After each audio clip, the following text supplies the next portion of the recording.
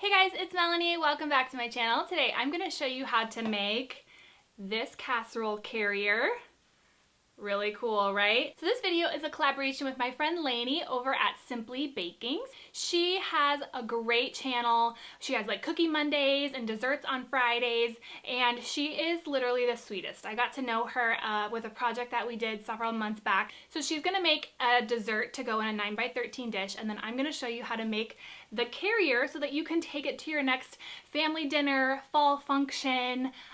You know, we're doing all sorts of things with gatherings, potlucks, and things like that. So now you've got an insulated casserole carrier to take your dessert or your meal or whatever it is you're contributing to your next event, and you can take it with you. I will have all the details in the description box below underneath the video, so check there and let's get going. I'm going to show you how to make it. All right, everybody, let's get started here. We need some fabric cut out. So you need some outer fabric and a lining fabric. This needs to be cut 14 by 18 inches. You also need some ties, the straps here, or this kind of like twill webbing. And then you need some batting and some insulated, this is called insulbright. It has kind of a metal aspect to it. It's woven in there. So all of the materials will be listed in the description box. So you need your outer piece, then you need your insulbright, and then your batting. Layer it in that order. That's according to the manufacturer's instructions. Pin all those layers together. It will make your life easier when you're quilting all the layers together. Now you can quilt it however you like. I'm just going to use some straight line quilting here with my walking foot. That's going to be just kind of the easiest and quickest. Do whatever you like. You can free motion if you'd like. Whatever works best for you for this project. You don't need very much, just enough to get those layers all together. Take your pins out, and the next thing we're going to do is prepare our pocket, which is measured 8 by 11 inches. And so what we're going to do is do our top seam here, fold it over and press it just about 1/4 of an inch, and then we're going to fold it over again, and we are going to create the top seam for our pocket. So make sure that you press it really well. You can see how I'm doing that here, so we have all of those raw edges hidden. And then we are going to take it over to the sewing machine and we are going to sew this down. So I'm going to sew just about 1/8 of an inch away from that folded edge. You can kind of see that here. And then I'm going to do an additional top stitch just to create a little bit more of a finished look. And here's how it's looking once you have completed that. And next we're going to do the sides of our pocket. So the same thing, you want to iron it over about 1/4 of an inch and then fold it and press it again. We want all those raw edges nice and tucked in there. We want to make this project washable. So you want to make all those raw edges hidden. So on all 3 sides, you're going to fold over, press, and then fold it over a second time, about 1/4 of an inch each time. Just make sure everything is nice and secure and pressed. And then what we're going to do is pin that onto our bag. So there's how it's looking. Find the center of your outside piece, and then we are going to place the pocket there. A good way to find the center of your pocket is just to fold it in half and then use that little crease mark to measure it up with the center of your outside piece. Mine is about 4 or 5 inches from the bottom. Just make sure it's not too close to any of the edges, and pin that all in place nicely so that we can sew it down. Here it is pinned, and we're going to sew down the side. So here's the side, and back stitch really well at the beginning. I'm just doing about 1/8 of an inch away from the edge. I'm just using my walking foot as my guide. And then when you get to the bottom, we're going to pivot and go across the bottom, and then go back up the other side. Make sure you back stitch at the top. Okay, here is our pocket all done.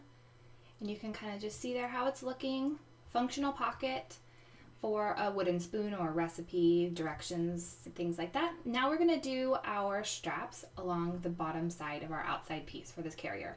So the first thing we need to do is find the center of this strap. This is a 2 1/4 cut of this cotton webbing. You can buy this by the yard at a fabric store. So find the center and mark that with a pin. And then I'm going to find the center 7 inches because the width is 14. I'm going to find the center and pin that as well. So then we're gonna line up our pin from the middle, the center of our strap, and then line that up with the center of our bag. That way you can see here how I'm attaching it. Measure 4 inches from the sides and pin that all in place. And now I'm gonna mark 2 inches from the side seam because we don't want our strap to get caught in any of the side seams as we sew the whole bag up. So as we attach our straps, this is the spot where we want to stop. So start at that blue line. You don't have to make a mark. I'm just using a water-soluble pen so it'll be easy to remove it later. And I'm going to sew down 1/8 of an inch along that strap, and when I get to my next blue mark, 2 inches away from the edge, I'm going to pivot and then go back and sew down the other side. So here we are pivoting, and then the great thing about this strap is that it's cotton and really easy to sew through, so don't worry about that. I know it looks thick, but the needle goes through really quickly because of the cotton nature. So you want to sew down the other side. You can kind of see how it's getting attached here. I want to make sure that you can follow along with this step. And then when you get to the other blue line, we're going to pivot and then backstitch. Make sure you backstitch really well at the beginning and at the end of attaching your strap. And then we're going to do the same thing on the other side, and our straps are attached. So here we have our 2 outside pieces. They are done for now. So we want to just put these aside, and the next thing we're going to work on is our straps. Well, they're not really straps, they're like a tie. So these are measuring 18 by 2 inches. You need 2 of them. Place them right sides together, and then we are going to sew them together, right sides together again. Be sure you're doing that. It's a little bit hard to see with my fabric choice here, but we want to sew 1/4 inch going all the way around, pivoting at your corners, and be sure to leave a several inch opening so that we can flip it and turn it right side out and get it ready to attach it to our bag. So you can see right here, I'm going to backstitch, and then there's a little bit of an opening so that we can flip it right side out. So before we flip it, we need to trim our corners. Trim your corners. Don't trim on the stitching that you just did. We just want to trim that little excess of the seam allowance to help create a good corner. Use a point turner or chopstick, something like that, and get those corners popped out. And then we're going to press our tie and get it nice and flat so that we can then top stitch around and get that opening closed up over at the sewing machine. So here we go. We want to take it over to the sewing machine and sew 1/8 of an inch going all the way around and get that nice and finished. I also want to reiterate, you can check out my blog at melaniekhamm.com, and I will have some additional pictures. There will be ways to modify this. The written instructions are all there, and everything will be in the description box. So if you have any questions, that's a really great place to look and make sure you have all the information that you need to complete this project on your own. So now that strap is done, and go ahead and do the same thing for your other strap. And now we need to do our lining. So again, we want to place our fabric right sides together. And we're going to be sewing down the side and across the bottom, but we need to leave a several inch opening on our bottom piece so that we can flip it right side out. So here we go. I'm on the bottom side of that lining, back stitch, and begin stitching a 1/2 inch seam allowance on the lining, so a 1/2 inch.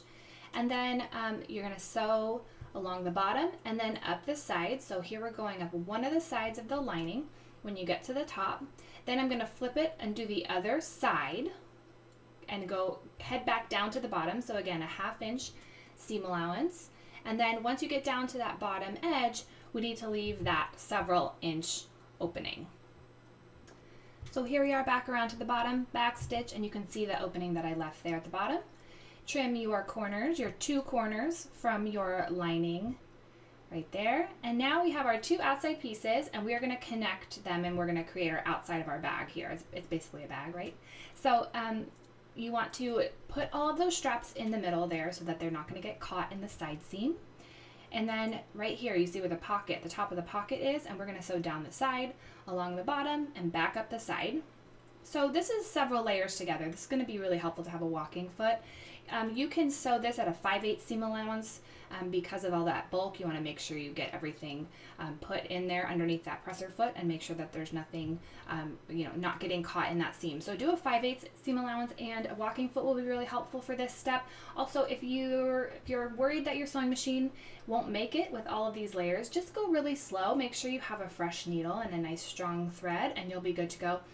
If you are having any trouble, leave me a comment in the comment section and I will be sure to answer you back. So just be sure to go slow. You know, it's going to be a little bit tricky for this part because of all the layers. So don't worry about being a speed demon on your sewing machine. Just go really slow. Make sure everything is lined up and sewn together properly, and you should be fine. My Juki is a semi-industrial machine, so it does a really great job of lots of layers. So here we are back at the top. You want to trim your threads and then trim your corners on here, and any extra bulk in those seams, you can trim that. Now I want to flip it right side out and take a look at my seams. Just make sure that there's nothing that didn't get caught in your seam. Just double check everything before you proceed to the next step. And then we're going to press everything down. Pressing is your best friend when you're working with bags and bulky fabrics. It just helps make a really finished look. So press your side seams and your seams going all the way down. You can kind of roll the seam in your fingers, make sure everything is nice and flat and pressed. Next, we want to take our outer bag and put it inside of our lining. So the right sides should be together. So the right side of your lining should be touching the right side of your bag.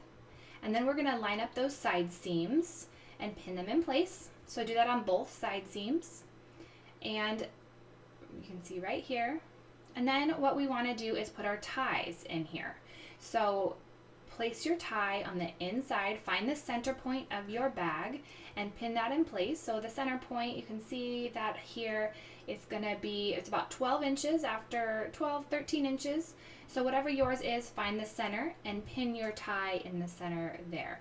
And then you're going to put your tie on the opposite side and just match up the placement of the ties. You don't need to measure it again, just kind of match it up and make sure that they're in the same spot on your bag and pin everything into place, and we're going to get ready to stitch it. So take your, if you have an extension table on, take that off. You want the smaller part of your machine so you can get your bag around it. And you're going to stitch a 1/2 inch going all the way around, back stitching well. And then what you're going to do is pull the right sides out. So in that opening of your lining that we made before, you're going to pull your bag through there. Make sure your seams look good, make sure everything looks good, and you can place your lining inside of your bag and just make sure that it's fitting properly. You can also try out your Pyrex dish, put it in there, and just make sure that it's the right size, because if you need to make any adjustments, you can still do that at this point before you close up that lining. So what you want to do now is take it over to your sewing machine and close up that hole in the lining that we made, just right close to the edge, you know, less than 1/8 of an inch. Just get that closed up and secure, back stitching well at the beginning and the end. So there you have that. And the next thing we're going to do is press our opening. So you can see right here where the lining meets the outer piece, you want to press that down. And then starting at one of the side seams, you can back stitch, and we are going to sew 1/2 inch going all the way around, just like we did before. I didn't have very much footage of that before, but this is exactly how it looked when we were putting that stitch all the way around. Just go really slow. There is a lot of layers because of that folded in seam. Go really slow and just make sure that you get everything top stitched down. A walking foot is going to be very handy for this project. If you don't have one on your sewing machine, I really recommend getting one. It is useful for many, many different projects. So it will make all of these layers a lot easier if you have a walking foot. So just go really slow, 1/2 inch seam allowance going all the way around. It just gives it a nice finished look.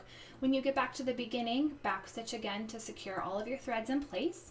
And we're pretty much done. So check it out, make sure it's working, try your pan in there, and you can put your ties in there, you can put your recipes. Of course, the description box is full of other links and things that you can find with all the descriptions. I will have printable instructions, and all of Lainey's information will be in there too. So just be sure to check that out. If you have any questions, let me know, and I hope that you really enjoyed making this project. Alright guys, so what did you think of this project? Leave me any questions or comments down below. In the description box underneath the video, you will find tons of information. So all of the measurements that I used, written out instructions, all of that stuff will be linked down below underneath the video.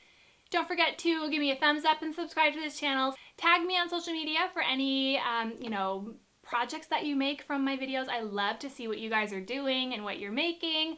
It's so fun for me to see, so be sure to share those with me. And now that you've seen how to carry your dessert with you to your next family function, go check out my friend Lainey at Simply Bakings, subscribe to her channel, and check out the amazing things that she's doing over there. Alright, thanks so much for watching. I will see you in the next video. Bye!